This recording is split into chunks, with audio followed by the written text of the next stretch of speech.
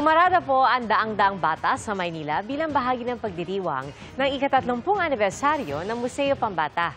May hiling ang pamunuan ng museo na tiyak daw na ikatutuwa ng mga bibisita. At mula sa Maynila, nakatutok live si Katrina Son. Katrina?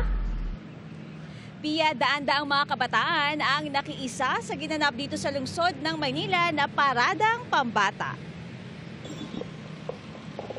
Garden-themed float, mga kalesa, at mga kabataang may kanya-kanyang hawak ng gawa nilang mga bulaklak at mga dahon na gawa sa recycled materials.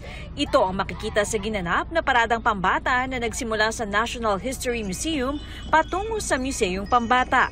Aabot sa 500 kabataan mula sa iba't ibang barangay sa Maynila ang nakiisa sa aktibidad. Bahagi raw ito ng selebrasyon ng ika-30 anibersaryo ng Museong Pambata na may temang Isla Pambata o ang pagkakaisa ng mga bata mula Luzon hanggang Mindanao.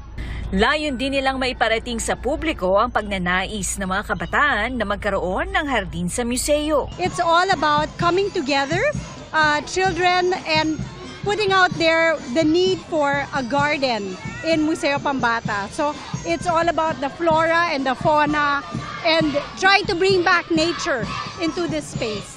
Maganda sa kalikasan. Mas makapaka-enjoy kami mga bata. Pwede kaming maglaro doon sa may garden para po lumakas po yung namin, mga katawan po namin. Yung environment po natin, saka po yung mga plants or yung garden po, parang mas nakakapagbigay po sa amin ng happiness. Like, mas na-expose po kami sa nature.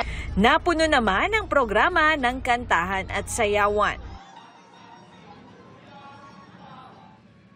Pia, matapos naman ang programa ay magkakaroon nga ng interactive activities sa loob naman yan ng Museong Pambata. At yan muna ang latest mula rito sa Manila. Pia?